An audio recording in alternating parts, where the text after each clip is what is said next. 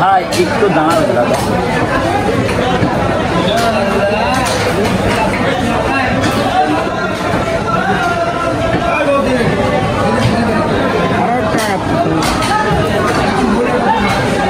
তোমার ক্ষমতা অনুযায়ী কর্মই পাঠায়নি। সৌদি আরব বলো আর মালয়েশিয়া বলো, গোশ কাটার জন্য পাঠাও, তা পাঠাও। তোমার এই ক্ষমতা আছে, যদি 10 লাখ লাগে তাও দেবো, আগে কর্মই পাঠাও। এখনো কর্ম করে খাতি পাঠা। এই দেশে কর্ম আছে, এই দেশে আলি 74টার আবাদ।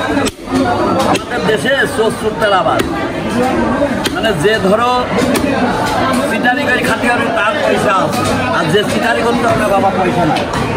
কারণ আমার দ্বারাই সম্ভব না এখন এই বুড়োকালে সিটারি করা। বুড়ো হয়েছেন কে করলো? হ্যাঁ, আমরা বুড়ো হয়েছেন, এটা কিরা করলো? শোনেন, আমি কি জানি আমি কয়দিন বাঁচবো?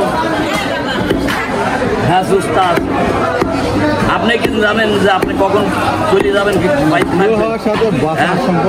তাইলে এইটাই হচ্ছে মেন কথা। আল্লাহ কখন কাক নিয়ে যাবে কেউ বুঝতে পারে না। হ্যাঁ, কোনো লাড়ি ভুঁড়ি নাই, কোনো লাড়ি ভুঁড়ি নাই।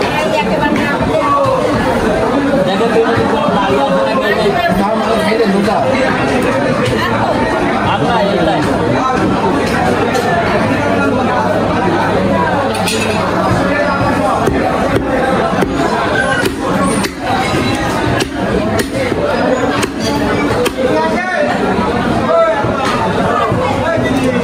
পালেন কি পালেন